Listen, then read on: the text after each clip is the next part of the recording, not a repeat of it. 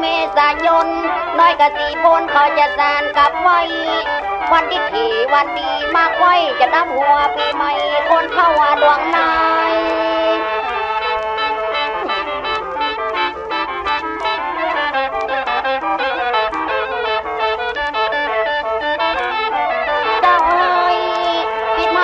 เมษายนนะบัวซอนาสีพลจะดำหัวปีใหม่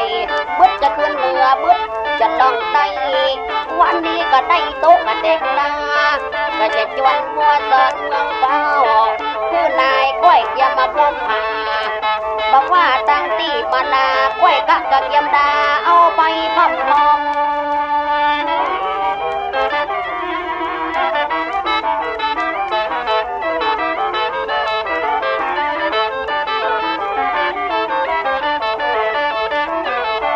กำลงพี่น้อยจะขอไล่อาสม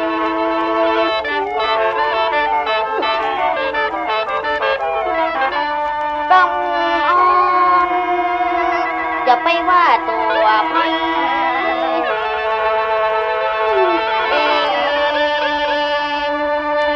มันทำงานปีเก่ามันก็ป้อนไปแล้วก่อนปีใหม่เที่ยวมันเข้ามาถึงนา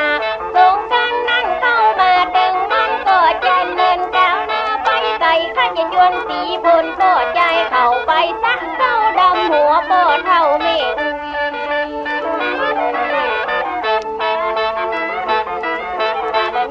นับเป็นปีเก่าก็ล่วงก็นับไปแล้วปีใหม่แก้วมันจะหลัดมาถึงบ่เดี๋ยวนี้พี่ก็ได้ลำเบิงก็จะจวนบัวซอนเนาบอกว่าเปิดมีกาว่าไผ่ยัดมิดสักหายติงลงมาแดงเขาหมู่เฮาเจ้าบ้านเมืองเบ้าค่อยจักเตรียมดากันมาไป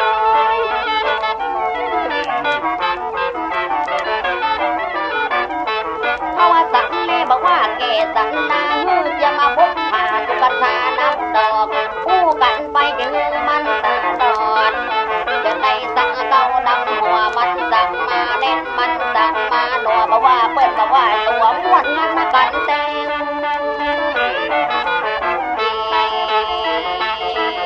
แต่นะ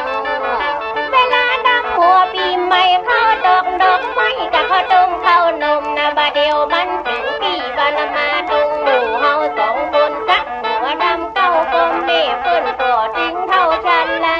กะเจียมดาเอาเหียเจ้าบอกว่าเขาหนุ่มนั้นเล่าเขาจะไปเมืองเป้าจากของกินเจียมดังสับปะเขาตึงนะบัดนักที่เก่าห้อยหลังจำเป็นไปเจียมดังเข้าป่าอาหารเจียมไว้เบาน้อยนะพอบินส้มปล่อยไปสักการะปูจาปิดตามันดาบอกให้มันดังคอย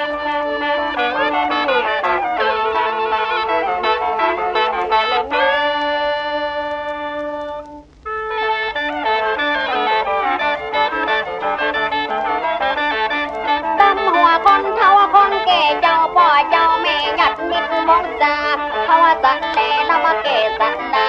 วันอาบัดมาถึงลูกหลานตันเต้าเป็นวันนี้มันก็เป็นวันดีเป็นวันดีที่มดบาเจ้าก็จะชวนลูกหลานตอนเต้าวันพี่นะคนเขาว่า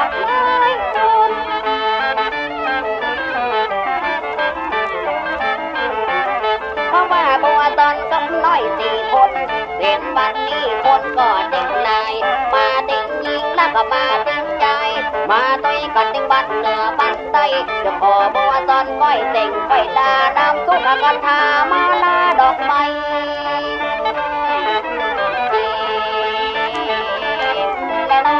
ปีใหม่แก้วมาสะแววมาตัดคนใส่วัดคนน้ำมนต์หน้าปักใส่สีบนเจ้าคู่กันละใจยื่นขึ้นมาแล้วบัดใจของน้อย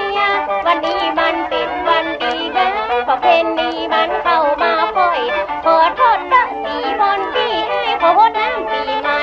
สักมาก่อนมีน้ำอกผ้ามีน้ำหอมปีในแล้วก็บองแล้วจะเอามาจีบแต่ก็เนมว่าไอ้นะก็ว่านกลีพอฮดนายเหียสักหน่อยนะพอน้อยสีพลก็สีดำมอยมันก็ไก่จ้อยบ้องพี่ก็เมินเจนลำ